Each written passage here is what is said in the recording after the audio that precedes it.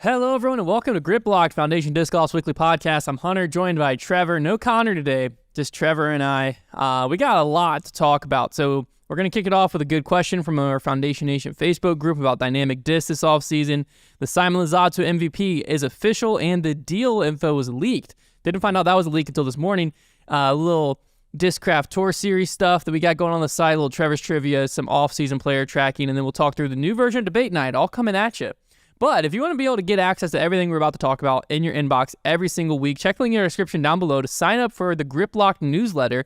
You'll get our show notes sent straight to you every week, so even if you miss an episode on audio or on YouTube, you don't actually miss the episode. Cliff Notes. Exactly. It keeps you up to date with everything going on in the disc golf world, so you know what you're talking about when you're hanging out with your friends. But let's get into this question that was posed in the Foundation Nation group, and to be honest with you, I hadn't really thought through it, but after reading it, they brought up some really good points. So I want to kind of talk through this. This is from Ethan Watson.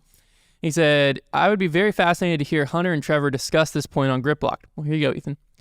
There's a discussion every year about what companies won and lost the offseason, quote-unquote, drafts when it comes to players changing companies, new contracts, and whatnot. I always enjoy these discussions. I wanted to share my 2 cents on one specific company that I don't want to fly under the radar with other big announcements. I hope my information is correct. Forgive me if I'm misinformed. Is Dynamic Disc okay? Yes, they have Ricky, but they seem to bleed players and staff members pretty regularly. Bobby Brown left a couple years ago, and he was the head of social media and wore a few different hats for Dynamic. He talked about his mental health when he left, and I commend him for doing so. It's not easy to publicly announce. Bobby then took what felt like a full leave of absence from disc golf, but now he's back with Clash doing their social media. Not to mention Robert McCall left prior to that. Then Paige Shue is leaving, also is a big red flag. We all rose an eyebrow to Kona leaving Innova when she had deep ties to that company, and Paige did the same thing to one of Dynamic's biggest competitors, Discraft. She had some concerns that Dynamic just wasn't able to resolve, yet her dad has leadership roles at the company. Not that it's an automatic solve-all, but it is curious. They just lost Mason Ford and Valerie Mandujano to Mint Disc and also Discraft, 2 more talented players leaving contracts early. Something just doesn't seem right. I do enjoy that the company, and it makes me sad to see them struggling to keep talent. What could be the reason? Is it the leadership? Is it the money? Is it the expectations of the players and employees? Or is it a way of business? Just something doesn't seem right, and some things are more valuable than money. On the other hand, if you have a family, Discraft's all about that. Anyways, my 2 cents. I'd love to hear others' options/thoughts. Super excited for Simon, by the way. This is interesting. Dynamic Discs has historically had a reputation of like a really good like family type atmosphere in that company, right? Like they always kept people around. But you're right, and when you lay out all the red flags, so to speak, I didn't even think about the Bobby Brown situation. And Robert McCall. He was if you look at each decision individually, it doesn't. Yeah, they all have good reasons. Right. When you look at them all together, and then because like the Paige Shue one was a big red flag for me because her dad is in the company. So like, and here's the thing about Paige Shue. I understand that she is a world champion, but she's not a high value player at the moment. So like the idea that just like, Dynamic just couldn't match an offer. I don't really know if I buy that. I would think they'd be able to offer more potentially. So I think when you look at, you're right. I'm glad you lay them all out like that, because when you look at all these red flags, you see some interesting patterns in Dynamic. And I feel like I've heard a lot of players voice. Here's the thing. I heard a player like Val Mandujano voice how incredible Dynamic was to her, and then she leaves. So I mean, I don't want to speculate, super negatively about Dynamic. I was a part of Team Dynamic at one point. Now, my interaction with them was not crazy in depth. I was just an ambassador for them. But everybody I dealt with was incredibly nice. The team manager was super nice. And I've also met some people within that company, like Danny Lindahl, who's been in there for a long time. Incredibly nice guy. So I don't know any of the super upper management guys. I've maybe talked to EMAC a couple times. He was nice to me. I haven't talked to like Rusco, but it's interesting because I see a company from the outside that looks to be like picture perfect, run really well. But then you see some things that happen like this, that are like, maybe there's some things internally that aren't great. And then like, they signed the Kona deal. Things maybe didn't work out as much as they thought they would with that next year. Does that create some problems? It's hard to know like the repercussions of like what's happening on the inside of that business. And I don't think there's anything there solid enough for me to be like, there is something going on in Dynamic. Like there is a snake in the grass. But it's something to look at. And I like Dynamic as a company. So I really hope that there's nothing weird going on. And I don't think there's anything there to say that, because like you said, if you take each case individually, there's nothing too crazy that's happening. It's just they've kind of had an interesting string of events. So yeah, I don't know. I don't really see anything. I don't want to speculate. So what do you think? Yeah, there's nothing, like you were saying, there's nothing that like you look at and you're like, there it is, there's the problem. Or like, there's not even like a timeline of like a mass exodus happening right now, alluding to like, oh, something must have happened this year. Yeah. But it is interesting when you like lay it all out. And I think part of it is like disc golf companies are under a bit of a microscope just because everyone's so invested in disc golf and like disc golf as a whole. Sometimes like the players and stuff feel like a family. Like a lot of companies, for instance, I would be surprised if a listener could name, unless they knew them personally, Discraft social media manager. It was just that Bobby, Cool Daddy Slick Breeze, he had created his persona. And that's something like, he was the face that of the company. They did well there. Like that's something I always appreciate about Dynamic is like they like gave people platforms. Yeah. And I think that part of it though too is they've transitioned a little bit where before Dynamic, I agree, was just like they were looked at as that was like the family team. Eric Oakley talked about it all the time. Yeah, because Oakley left too. Yeah. Jordan Castro was there at one point, I believe. It's been an interesting few years. You had like back then they didn't have any star power on their team. Yeah. But they were a big family, and that's why you had the Danny Lindahl when he got hired there. Anthony, which used to be Disc Golf Weekly on YouTube, if you're a OG in the disc golf world, he got hired there. Bobby Brown, Robert McCall. You had all these guys that like they were like the faces of Dynamic to a certain extent. And then as the teams shifted to be more of a normal disc golf team where you have the powerhouse of Ricky, you have the powerhouse of Kona, you don't really hear the DD family thrown around a lot more. So I think, to me, from the outside looking in, if you're in their Facebook groups, man, it's a great bunch. I don't think that, from the outside looking in, I don't think that there's anything going on, anything wrong. I think what it is it's a shift from marketing, from like we're marketing the entire team. There's no one loud voice. There's no one loud focus to like everyone has a platform to, okay, we have our focus now. Yeah. So it was just a shift in marketing, in my opinion. Yeah. I think that's kind of more so what's going on. Now, if you look at like individual deals, Paige Shue leaving, yeah, it's curious. I just looked up the staff page. Her dad is the president of Dynamic Discs. But That's sometimes so too, bizarre, though, you want to get out of that family dynamic. Like sometimes maybe she had an offer and she was like, I don't want this to be like, I don't want to feel like I'm only getting this because my dad's the president. Maybe that had something to do with it. Or maybe that they were just looking at it and like, hey, you just play a different role for us. If someone's offering you elsewhere and you want a fresh start, you want something new, go do it. Chase your dreams. It could just be as simple and easy as that. I think there's only one way to really get to the bottom of it, and that's me going to deep cover. And I'll change my identity for like a month. I'll apply. I'll get a job just in the warehouse. But I'll be that guy in the warehouse kind of hangs around. Like you walk around the shelf of deputies, and I'm just kind of loitering there like, hey, man, what have you been hearing in the break room? Like, what's the You talk? are in the break room. Yeah. What's the talk around the water cooler? Like, I'm that guy, and then I come back onto the podcast and rip off the mustache, and here I am. So everyone. I'm like, right. I know everything. Might let that happen. One other thing that came out with Dynamic Disc recently that I thought was pretty fascinating was they released their like... There's not many shows in the world that can hear such absurdity and brush it off like, yeah, might have to see if that happens. And then segue it. This guy's got the reins. Well, no, I just like, I mean, that's a normal thing. It was. That's what I'm saying. It was ridiculous. That's just a normal everyday occurrence. Gosh. Dynamic though was tweeting out like their top sellers.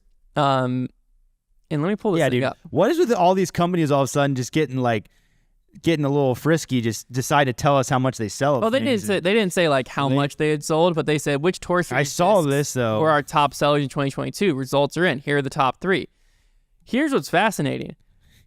2 of the top 3 are Kona Panis Tour Series discs. Is that propaganda? Kona Trespass, Kona Escape, and then Ricky's Fusion Orbit Felon. Is that propaganda though? I don't know, because like I was looking at this list and like, yeah, we sold a decent bit of Trespasses. We sold out of the Escapes. I would. We see, definitely sold the most Ricky Orbit felons, but Yeah, I don't know. I more so what made me go is like, is DD with the Kona deal down as bad as the disc golf world wants to make everyone think? My thing is,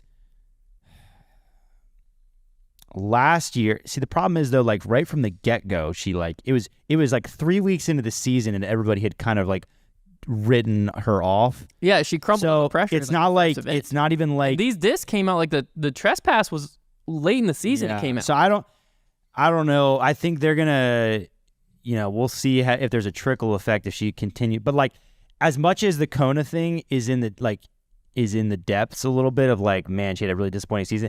The redemption arc is right there, right? Yeah, no, it's so low hanging fruit. If she comes out this year and is like balling out of control, the whole thing can be restored. Do you think the Saki Bomb Slammer was in contention in this tour series? It couldn't have been. It would have been the number one. Sure, I think it's its own mold. Okay, it's its own mold. So I don't think because it had. But that list is curious to me. Now, I'm just saying to be number 3 and number 2. Yeah, I'm looking at it. I'm like, felons make sense to be number 1, obviously. Yeah, and I don't think we moved a crazy amount of Ricky Raiders. No, we should. They are awesome. Good sales pitch. Somebody made a point to me that Falcor is like the prodigy Raider. It is, yeah. Spot on. Or it's kind of like a Rive. Anyways, we'll get to that later. Anyways, I think that the Ricky, like, are people really just not buying harps? Oh, this is dynamic though, because he has a harp in that same series, but it's technically not dynamic. Okay, it's not dynamic. I'm trying to think like what other dynamic. Like what did Clemens have? The Verdict. Those didn't really move. Those Let me pull. What was the ice? The Lucid Ice. Who had the ice ones? But a lot of people had Lucid Ice. No, the Justices, the Just Ice. Macy Diaz, the Just Ice. But those didn't really move that well. Yes, I guess the list. I mean, I remember when those. Okay, so here's the thing about the Escapes. When they first came out, the Halo situation that they were doing, the orbit. I think this was the first time we had seen it on a non-Ricky mold, potentially. And I remember us being like, wow, these look incredible. I threw one. So, yeah, like it was pretty inspiring. So, I mean, the list is probably accurate. I definitely think the list is accurate. That's not really what I was. The first thing I saw, I was like, propaganda. I was surprised that 2 of the top 3 were Kona discs. I was like, hey, if this is true, which it is true, if that's the case, right, then I don't know. Maybe DD is making their money back. Kona herself like replied to the comment. I was like, wow. I was like, this like honestly shocked me. I was like, Yeah, because I'm looking at this. We have Chris Clemens' maybe Verdict. Those royalty checks weren't lining up. Chris Clemens' Verdict, Zach Melton Maverick.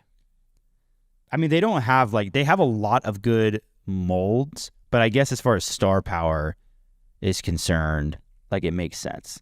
It would be a question, too, of, like, what's considered a Ricky Tour Series disc. Because Ricky had Enforcers. Oh, those things He had awesome. Enforcers, Raiders. He also had a different felon that wasn't the Orbit felon. The Glimmer ones. Yeah. Mason Ford had a Tour Series disc. She outsold Valerie Mandujano, it seems, too. I don't know. I thought that was a curious point to at least bring up. That, you know what, maybe the propaganda against Kona is a little bit stronger than it should be. I think Kona this year is going to be. Personally, I really hope. Like, I don't ever want to see somebody in her situation where like she's just getting bogged down by that contract, because like it's not her fault she was given that contract. Yeah, and that's a ton of pressure to play under. So I really hope she has a good year this year. I'm genuinely rooting for Kona Panis. So we'll just see what happens. It'll be a curious year to watch for sure. The biggest news that broke, Simon Lizotte to MVP is official. And with the announcement, originally, there was no contract details leaked. So my initial 10 years initially. Yeah, I saw the 10 years. Initially, I said he must have got less than $1 million a year. Ultiworld then posts the contract details, 10-year, $10 million guaranteed. Well, it actually said 7 figures a year guaranteed. So it could be more than $10 million guaranteed. I would assume it's got to be $1 million, yeah. 6-figure signing bonus. We don't know what that is. And they alluded to a 7-figure buyout from Discmania. So MVP had to write Discmania $1 million+ check to get Simon out of the uncapped bonuses too. And uncapped bonuses. And then in a interview video with MVP, Simon also announced that he is getting his own line of discs, which we all expected. That's so but exciting. It is official. He'll be getting his own. That's gonna be so cool. Simon line, if you will. Yes. Wow. It was just like, it was destined. Yeah. Now, something we found out this morning, Nick and Matt show, another podcast, posted a clip. The contract details apparently weren't supposed to get out. Yeah, this is a very interesting thing because Ultiworld, listen, everybody labels us the leaky leakers. We never leaked anything. Let's make that clear. I just amplified what other people leaked. We only talked about things that were already being said on the internet and being juiced up by like Reddit.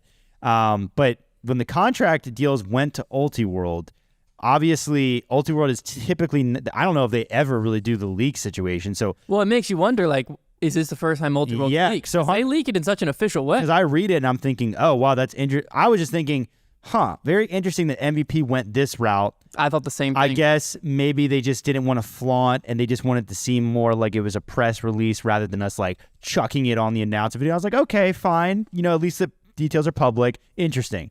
But then, as you mentioned, Simon says that they weren't supposed to be public. Simon says on the podcast, Simon said, I can't even talk about the deal. Yeah. Like after the contract's been leaked, who the still can't talk about it. So who the heck?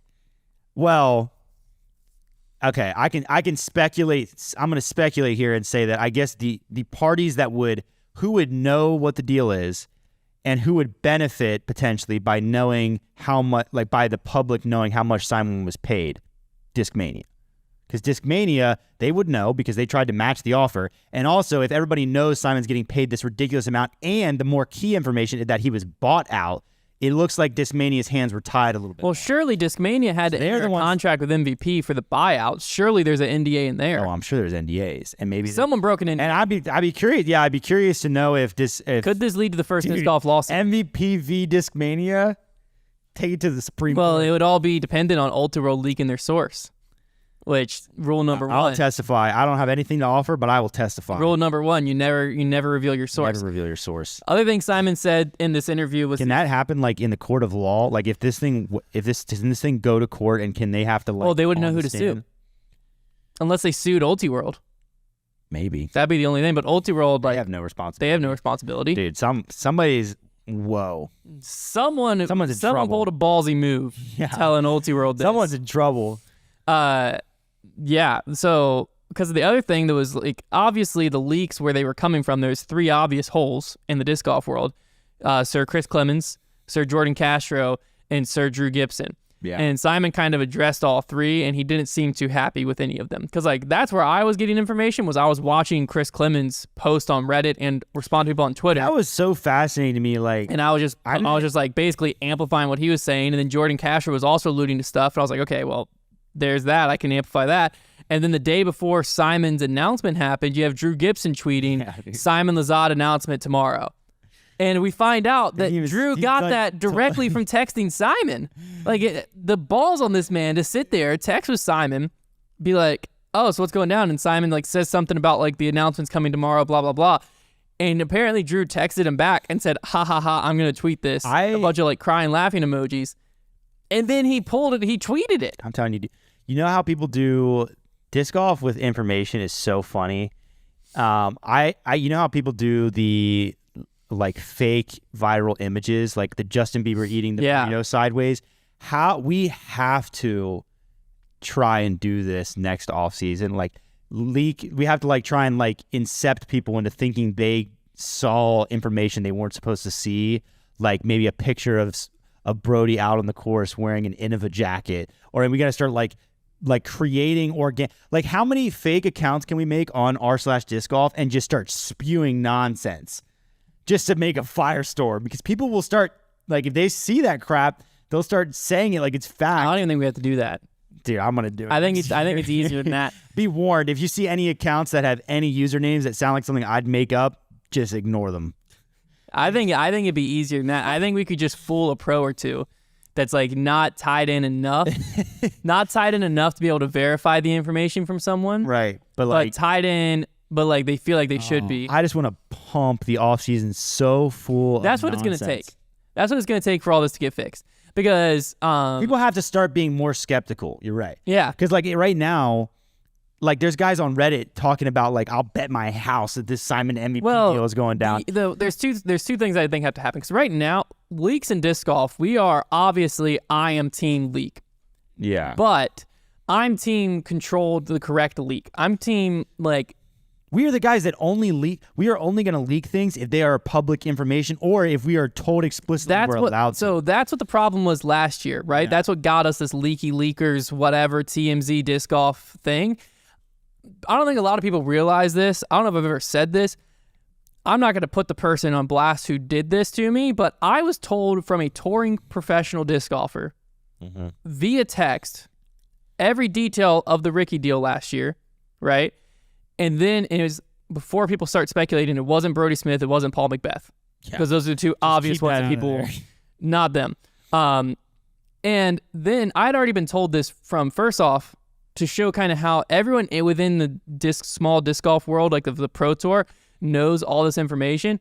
I'd already been told this information from 3 or 4 other touring pros. Yeah. I was getting DMs from them telling me the Ricky stuff, and I wasn't leaking People that have did no need to know. Yeah, because I was like, this isn't my information to leak. The icing on the cake that pushed me over the edge was one of them texted me and literally told me, then leak it. Go ahead, leak it. Yeah. To where I was like, oh, I hadn't even thought about that. Well, also, I'll do it. Also, the second it hits us, and Hunter and I are always like, we are never, ever going to leak something if somebody says don't do it. Like, we're never going to do that. We never have. But we also, if we wanted to, we could, because we have no responsibility to keep a secret that we have no business knowing. Yeah. Because it's told to us by somebody who also had no business. Because that was my thing, is like, that happened, and then obviously it pissed off Rick. Yeah. Which if I was in Ricky's shoes, I probably would have been pissed off at me too. Yeah. And so after all of it went down, I was like, you know what? This is silly of me. I'm done leaking unless I get it straight from the source telling me this is part of our marketing plan. Yeah. Which happened with you some this offseason. We won't say which with what. Yeah. But straight from a source, this is part of our marketing plan. Or if it's public info. Or if it's public info. To where anybody So what I did this offseason, there were some things that I tweet about and that I talk about on this podcast that I know way more than I allude to.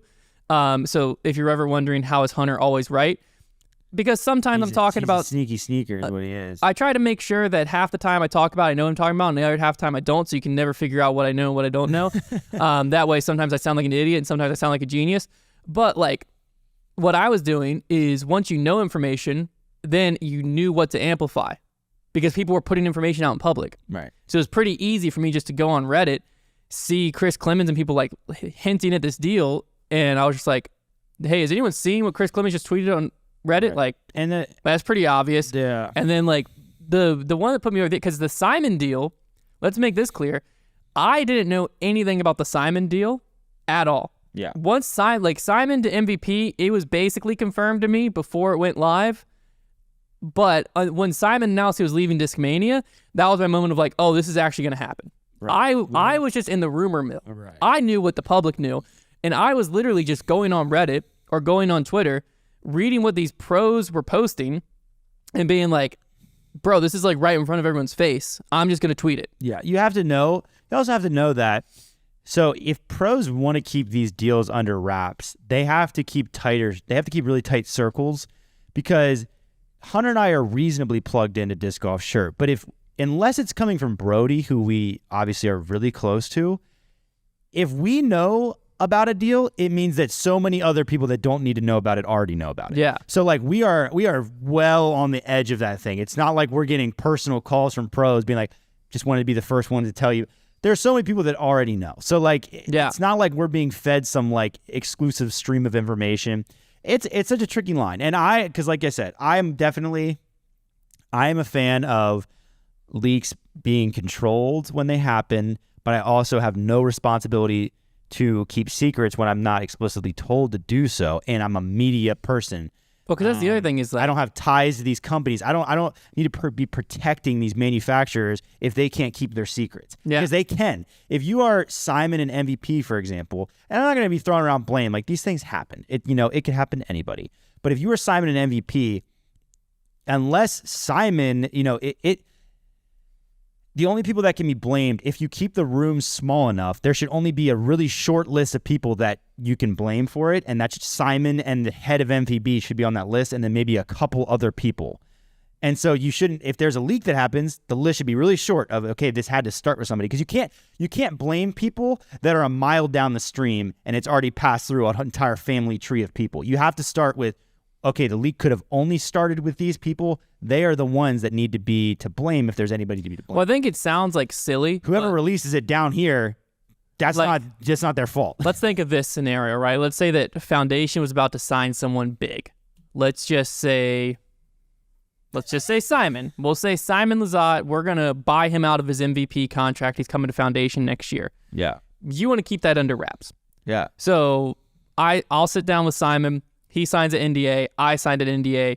You know, it's not leaving this room, right? But we got to get all the media stuff ready to roll. Mm-hmm. I think right now what happens is like Simon and I are on this understanding, and Simon was very careful. He sounded like he didn't even throw diss in public. Yeah. MVP he was very like, I'm not letting this thing leak, from what it seemed like. So we are on that page, right? Well, then we need to get it in like Nolan in the warehouse. He's not on that page with me. Right. Right. That's what happens. And so like, I think what ends up happening is like, okay, we want to get the shot of Simon now walking around the Foundation warehouse. Mm-hmm. So we bring Simon into the Foundation warehouse. We get some media content. The whole media team's there. Everyone's excited. And we're like, hey, just so you guys know, don't tell anyone. And then like, okay, but like Nolan will go home and like, let's say Nolan tells his brother. Right. And it's like, dude, you won't believe it. Like Simon was there today, like blah, blah, blah. Don't tell anyone though. And then his brother's like, okay, but like I have a best friend who's like gonna freak out over this information. Let me tell him real quick. Exactly. Tells him. Eventually, they stick to their small circles, but if you keep adding the circles, they become eventually you get to someone who's like, no way, this is crazy. Reddit. Blah, blah, blah, blah, blah. Yeah. Or eventually you get to like a team member, and the team member, like that's the crazy one to me, is Chris Clemens has no tie to MVP. Yeah. So like there's nothing keeping Chris Clemens this information, but Chris Clemens is very close to Jordan Castro. Jordan Castro is on team MVP. It's not a big leap to think that Jordan Castro got this information, told Chris Clemens. Chris Clemens is like, frick, like I got nothing to lose here. Like, if I'm MVP and one of my team members is directly tied to this leak and tweeting it some, you got to investigate. They're either getting fined or they're getting booted off the team. Yeah, you definitely. I'd be curious to know if MVP is like doing any investigation to see where it started.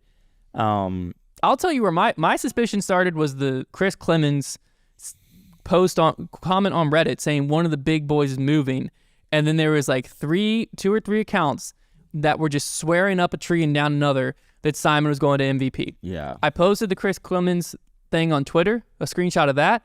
Another person responded and said, I won't say what, but Simon's guaranteed going to a Michigan company. People from. So then I quote tweeted that and said, I've heard this Simon MVP rumor. Anyone else? And then someone else tweeted the whole puzzle piece thing of AB, Page Shoe, AB, Infinite, Page Shoe, Discraft, and Simon Lizotte, and all the pieces were there. And then Chris Clemens responded and said, you've got the pieces, all the pieces are there, but they don't all match up. Basically saying like, hey, all those players are moving, and Discraft, Infinite, and MVP are on the table. So now I'm like, okay, well, obviously Simon to MVP then. Yeah, it was made too easy, and it's just like finding the source. And I agree, like when you have an organization and you have MVP has a lot of employees, it's really hard. It's a difficult situation because it's you don't want to like just leave people in your organization in the dark, but you have to also know that it's gonna be really hard to keep something like that under wraps. And then you have to make sure like if you sign NDAs and like this, if Discmania is under an NDA, like you got to try and keep that like enforced. Yeah. Well, it's so hard. It is near impossible. I think that's why leaks exist in sports world. Yeah. Is because it's easier. It's impossible. It's easier if MVP's like, hey, we need to get Simon here to do media. Let's get ahead of this thing. Let's choose an outlet to leak this potential deal through. Right. To get ahead of it. That way Simon comes here and like now MVP knows where the rumor came from because they started it. Yeah. And they can control what information got out. Control the narrative. Yeah. And then like, cause then cause they could have leaked as simple as sources are telling me Simon Lizotte is in talks with MVP about a potential buyout with Discmania. Well, now when you see Simon at MVP, it's like, oh my word, he actually is in talks. Right. When the deal's already done and they're getting media right now. Yeah. You know what I mean? But now there's no like, we got to be all sneaky because Simon's coming to Michigan, and like, what if someone gets recognized at the what if someone recognizes him? What if like whatever happens? It allows you to be a little bit more free with it if you choose strategically use leak as part of it. Versus right now, it's like, I mean, it seems that someone who wasn't supposed to know knew the 10-year, $10 million. I mean, they knew every detail of this deal. That's someone who's not supposed to know. They're lucky that information wasn't out weeks ago. Yeah, if it's me and I'm a company, I am basically doing this two ways. And most of the time, I'm going to just get ahead of it, and I'm going to either just anticipate the leak, like this is probably going to leak at some point. Here's our plan for when it starts happening. This is what we're going to do. Or I'm going to just do it myself or give it to somebody to do so that I can control exactly the timing. Or option number 2 is I'm the owner of this company and I'm getting that player and whoever I need to talk to from the other company in a room, and it's just us, and we are keeping this between literally like less than 5 people. Like, yeah, we're doing the marketing at a different location. And like the media, like we'll keep it. I'll film it on my phone if I have to. Like you have to just keep it so small, and I think that option just is a bit extreme and almost impossible. I think that it's a big culture shift for disc golf companies, because I understand there's like, they feel like they put all this money into something. They definitely feel like they should have the rights to be the ones to release it on their own. And yes, technically you're right. You should have the rights. The problem is there's a lot of humans involved. And so the information is more than likely going to get out. And so you have to be ready to deal with that. And here's the thing, at the end of the day, with the whole MVP situation, I don't think that the leaks have hurt anything. No. I don't think that, I wouldn't say that like, oh, they were just like the biggest help. I think either way there was a punch, but I think we were talking about MVP and Simon for a lot longer than we would have been leading up to this deal. And I think it was just as exciting. And I think that MVP and Simon are positioned for massive success. So I think it's still a huge win. I think the contract details getting out the way they did, fascinating. Very fascinating. That's the one that like the rest of it was kind of like whatever, typical. This one's a bit different. This one's a bit new, I'll say. I'm curious to know how that came about. Yeah, it's definitely, I just assumed it was part of MVP's plan, but 10-year, $10 million, great for Simon. It's pretty awesome. I think MVP, it's cool to have another disc golf millionaire. I would say MVP, I think, is going to make this money back, no problem. It does raise an interesting question for Discmania of trying to keep the other Crush Boy. Yeah, I mean, Eagle McMahon. Let me double check Eagle's contract, but I believe it's up after this year. You'd have to think. I mean, you have to think that the if there was that much of a buyout in Simon's deal, then there's also a big buyout in Eagle's deal. But it seems that the buyout doesn't matter. But it also, if it's the right company. But so MVP. So what you have now though on the market is you have, if you think about the roster spots, because I wasn't even considering MVP to be one of the big money players that was left on the table to offer big money.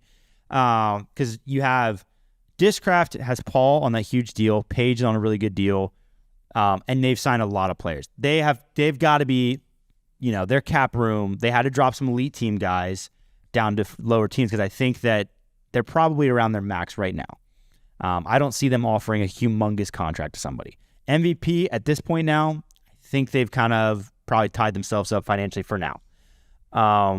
You think about the big players that are left. Prodigy's got their hands full.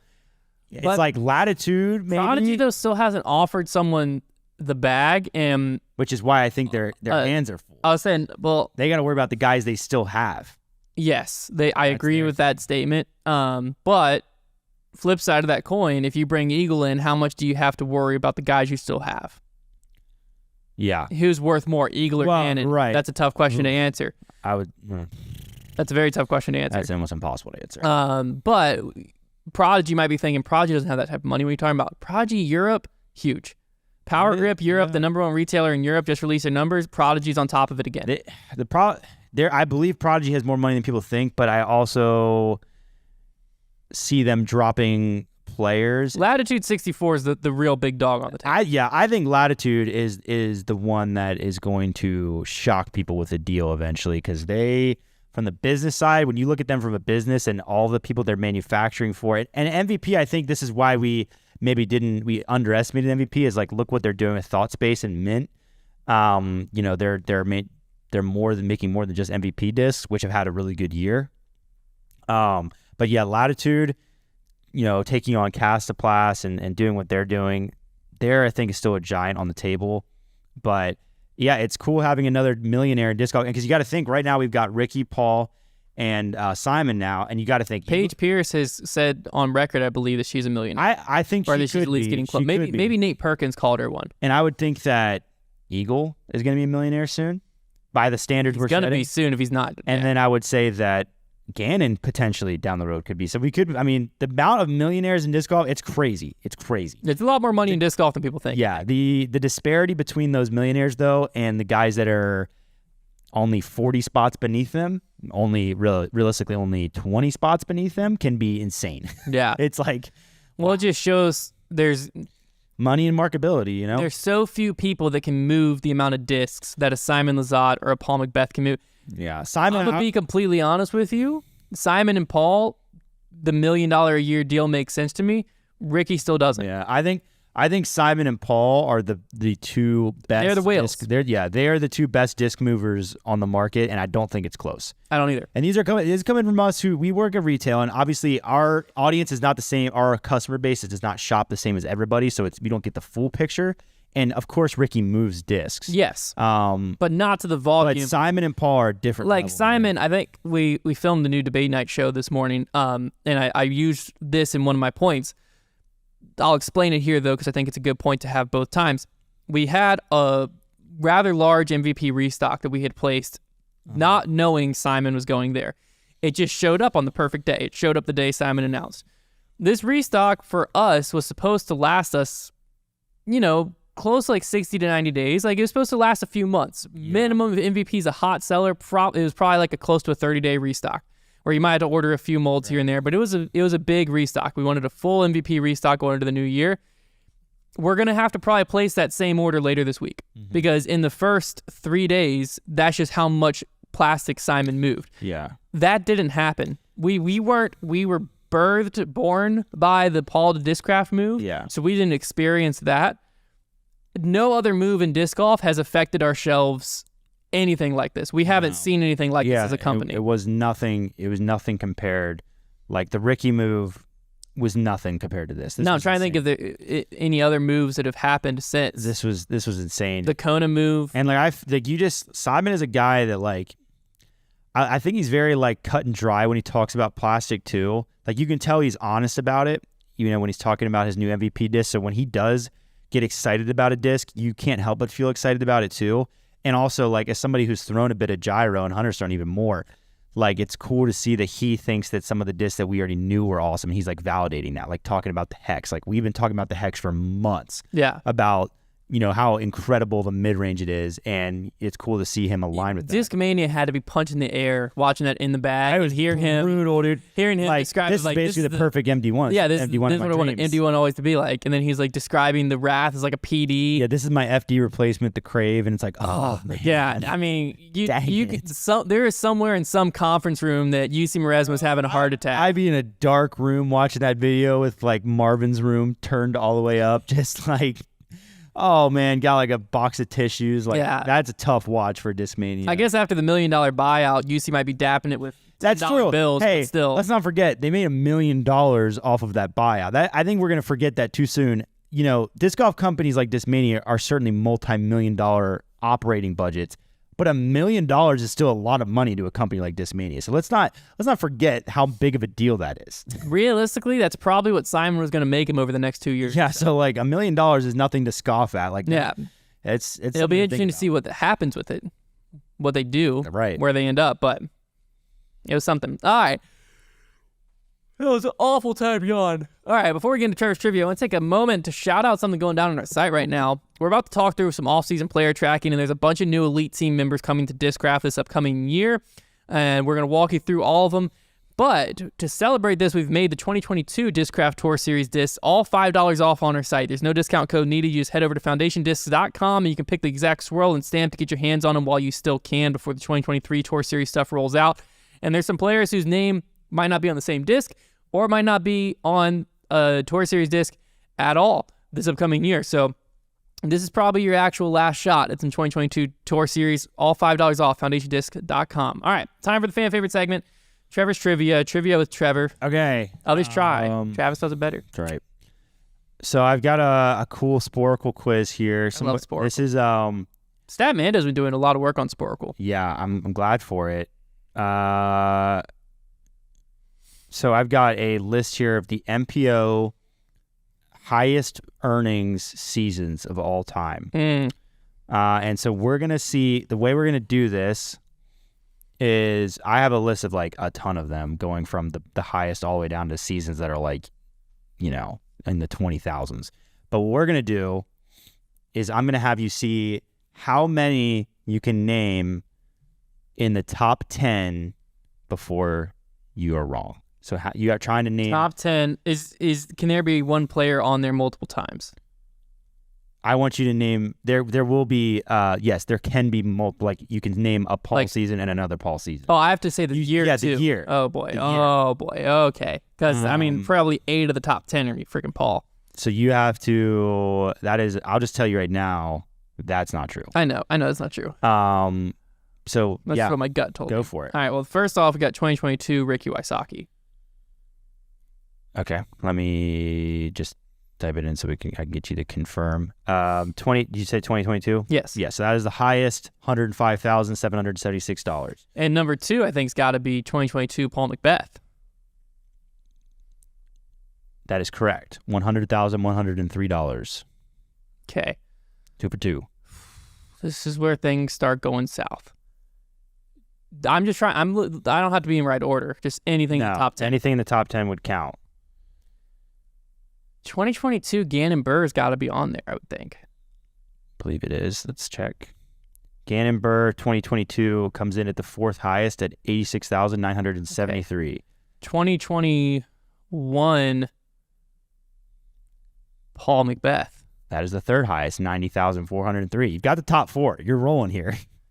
I'm saying 2021 Ricky Wysocki. That is the 5th highest, 79,929.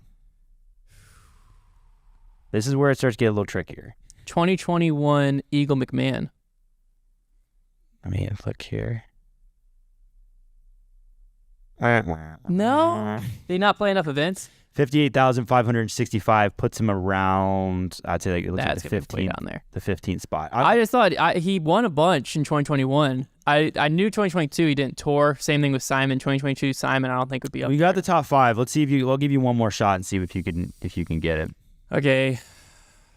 Because like 2015 Paul was dominant, but like how much money did he make that year? Because like the money wasn't that big back then.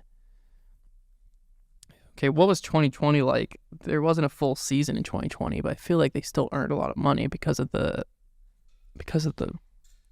Pro Tour finale. Who won Worlds in 2019? 2018, Paul Macbeth 2019 season.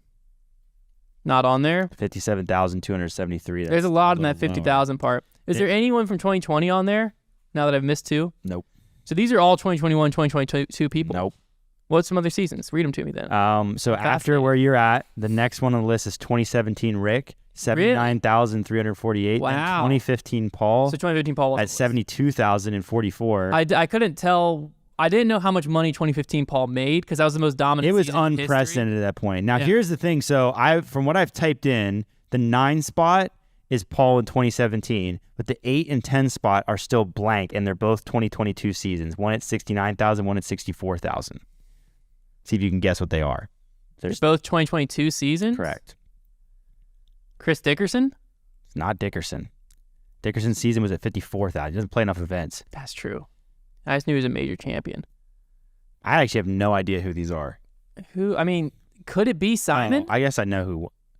Yeah, I'm thinking it's probably going to be Simon. He didn't play 64,467. And I think that the last one should be, there's only one other player it could be. Calvin Heimberg. Correct. Yeah. Calvin Heimberg at 69. Fascinating. Yeah. How many events did Simon play? Simon took the bag. You win all those events. He had 5 wins? I knew he did, but I just was thinking that's like almost 50 grand worth of wins. Oh, he played more Pro Tour events than you would think. He played 1, 2, 3, 4, 5, 6, 7, 8. Like you see his 9, 10, purses 11, on those wins were big. 12, 13, 14, 15, 16. Okay. Simon played way more events than I thought. He played 17 events. He took some pretty good purses as well.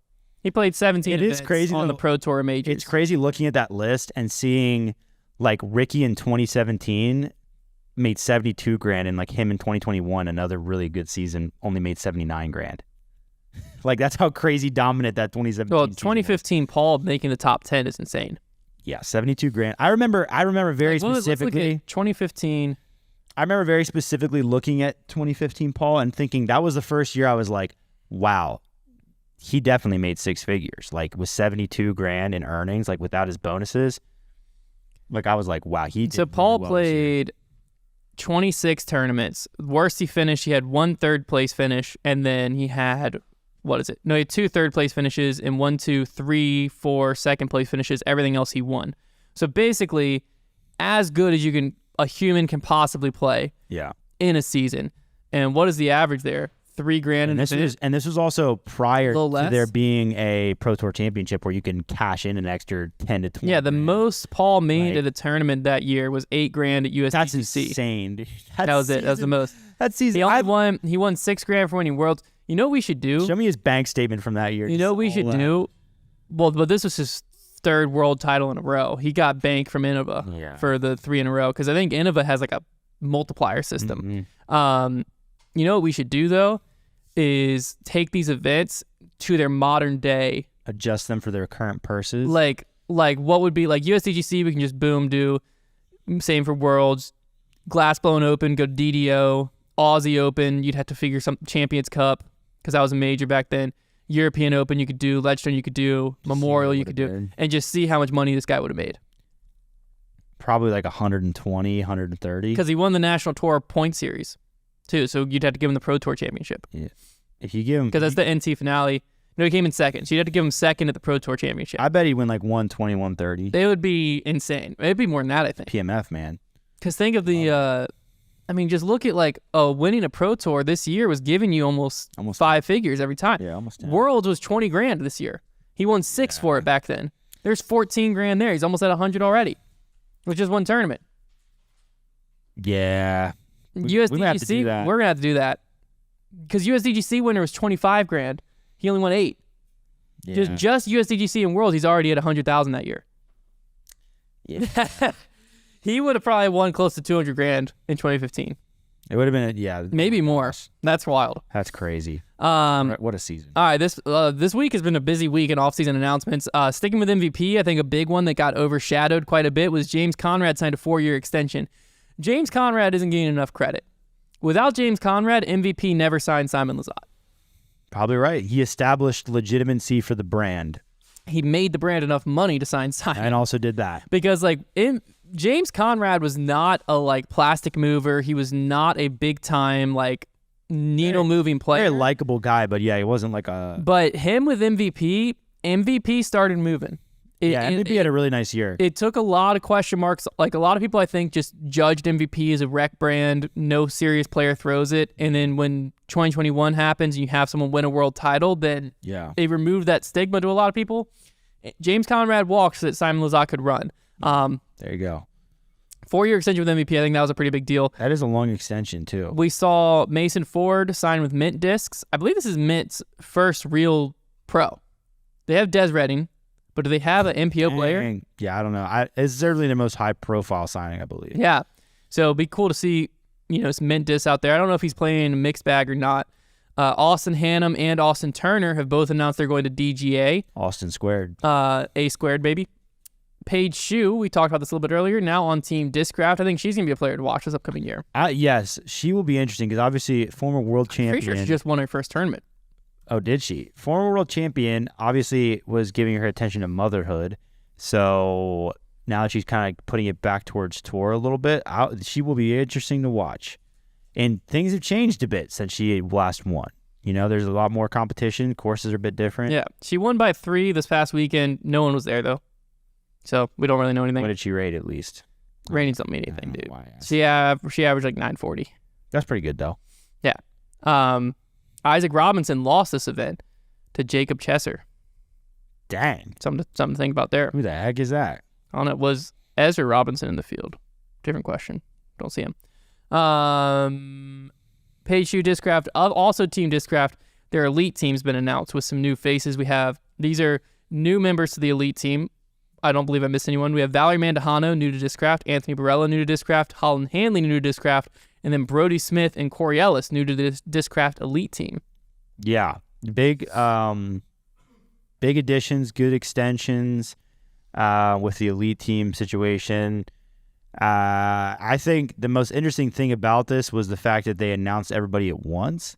Yeah, it was weird because it kind of took the punch away from AB and Val. Yeah. Holland Handley was a big signing for Discraft, but Valerie Mandahano and Anthony Barella were like two of the whales on the market. I understand their idea, so I understand their vision was like, let's just go for the extra gut punch, and people are just gonna be blown away by how many people's names show up in this video. But I think what happens is you already have so much star power in your Paige Pierce, your Pauline Beth, your Brody Smith that they still command that video, and you're focused too much on them and Dickerson, can't forget about him, to where like you're just kind of like, oh, there's AB, like, oh, there's I think you should have just done a separate video to announce, even if you're going to just throw your new additions into one video. That's one thing. Personally, I think that these players deserve their own announcement. Well, I would have had like at least an Instagram picture. Yeah. Like, hey, we signed Anthony Barella. But at the very least, just like do a video that's more specific to your new signings, and then do your like, look at how stacked our elite team, because it kind of blurred the lines. I think the players being taken care of. I'm sure they, at the end of the day, they probably don't care that much. But I think it was just weird as a fan to have it done that way. And maybe it didn't come across, at least to me, the way they intended. But I mean, it still does get the point across. Or at the end of that video, I'm like, dang, man, what an elite team they've got. But it's not a team sport. So like that's where it gets weird. It's like, yes, this is awesome for Discraft, but it's not a team sport. So like, because I mean, at the end of the day, why it looked like they were announcing the starting lineup for the Golden State Warriors. Like instead, how about we just give the spotlight to each individual player? It's weird. Yeah. Starting lineup sick though. It's because I was trying to find this Stat Mando tweet. Because they did like who won the off season. We need to do like let me see if I can. Like what would be the starting five of Team Discraft? What manufacturer had the best offseason? And Discraft tops the list because they did points. 2022 Player of the Year points for top 25 MPO and FPO, and Discraft gained 9,434 points, up 25%. Innova lost 18%, but is no other team is close to Innova or Discraft. But let's keep in mind here that like this doesn't really mean anything. No. Because Simon Lizotte moves more plastic than every player that was just added to the Discraft Elite team. Yeah. Now Discraft, like Brody Smith moving up with the Tour Series disc now, that'll really push some stuff. Yeah. Corey Ellis, I'll be curious to see what Tour Series disc he gets. He'll be able to move some stuff. Interesting that Valerie Mandahano kicked Alexis Mandahano. I know that's not exactly how it worked, but that's how I like to script it. No, that's got to be the talk at the dinner table. Yeah, like Alexis Mandahano is no longer on the elite team. Like Valerie is. That must. What'll really be fascinating is if Val takes a scorch. Yeah. Like, who's the guy? Like, did Bob Giulio have to sit down with Alexis and be like, "Hey, didn't quite cut it this year. Your sister is better than you. We're gonna." What I'm imagining is that Discraft must have like an actual like metric. They supposedly do, I think. That makes more sense then, because then it would make it easier to break the news. That's what I'm saying. It's like, hey, didn't meet the standards. Your season just didn't match what our standard is for elite team. Yeah, the problem was I feel like we've seen that maybe not. Anyways, I don't know. If I were a company, that's how I would. It's tricky, isn't it? I wouldn't have a public front-facing top team, middle team, low team. Yeah, I don't think I would either. Like, it's weird. It's weird for the public to know that. Yeah, it is weird. Like, I would just make Tour Series this for who I want to make. I always thought the team thing was kind of odd. Even from when I first got into disc golf and Innova had like their star team, their champ team, I always found it kind of interesting. I understand like internally it makes sense to have those tiers, but to have it like a public thing, it is. Well, because even like Calvin, like Innova always had like I think it's their star team Star Team is their highest team. You had to like win a major to be on it, basically. Yeah. And more or less. But then with Calvin, or at least to get on a stock disc, you had to win a major. Used to be you had to be a world title champion. Then they made an exception with Nate Sexton on the X-Cal with the USDGC. Well. Collins on a stock disc? He's on the X3, maybe our X3. Also USDGC champion. But then they made another exception with Calvin Heimberg on the stock Toro. Yeah. It just says... I mean, they flat out made the champion. Toro for him, too. Yeah. So, like, you see Innova starting to be like, hey, we can't really do this because, like, Calvin's our guy right now, and just because he hasn't won a major doesn't mean anything. He's due. He is due, but, like, you got to still be able to, make the money make sense. Right. So, it is interesting, though, to, like, have it, because pretty much every team has this. Like, Prodigy has their core team they just announced. Like, everyone has this model. It's because everyone's copying Innova in a roundabout way, but everyone has this model. It's been around forever. It doesn't make sense to me. Yeah. Because, like, to me, like, if I'm Alexis Mandujano, right, we'll use her because we just talked about it, and I'm not on the elite team this year, I'm not getting a Tour Series disc. But if I'm Discraft and Alexis Mandujano goes out and starts popping off at some events, like, I would like the flexibility to be able to give her a Tour Series disc midway into the season. Do it anyway. Which, sure, you could, but then, like, the rest of the elite team might question it and be like, what the heck, because of how the structure is. And, like, other companies like Dynamic, we see them give, like, Kona Panis has, like, 3 or 4 Tour Series discs. Same with Ricky. Yeah. Like, I don't know. Some companies, like, I think it's just the way they've been doing it, and they kind of just get, like, stuck. Because you're telling me if you gave Paul, Paige, Brody, Chris Dickerson, like, 4 Tour Series discs each, that they're not moving way more?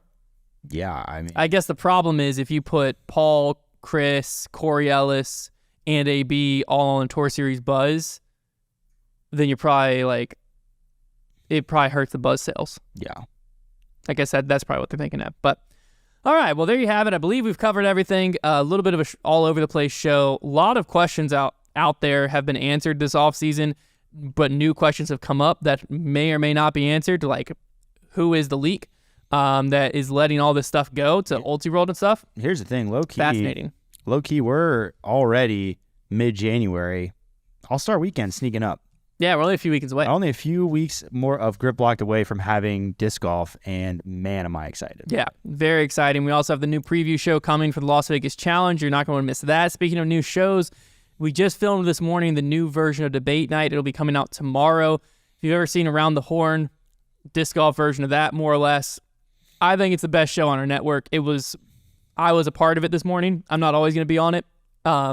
It was probably the most fun I've ever had doing a disc golf show. I think that y'all are going to absolutely love it. I think it's what a lot of you wanted Debate Night to be anyways, and I think it's going to be fantastic. So very excited for everyone to be able to see that product tomorrow and hear the feedback on how we can improve it and all of that. But keep your eyes out. Tomorrow, Foundation Podcast YouTube channel, or if you want to listen to it on audio, it'll be on the Debate Night audio feed. You want to go subscribe to a new show or anything. Very excited. And, maybe this week will surprise us with more off-season news. I feel like the off-season has a little bow put on it. I feel like everyone's announced and ready to go, but who knows? Maybe there's still people out there. You always have to think there's one company just like waiting to be last potentially. I think we saw it with Ezra and Discraft a while back where like it was like right before Vegas. So you never know. You never know. There'll be definitely something to keep an eye on, but we'll be back same time, same place with some more news next week.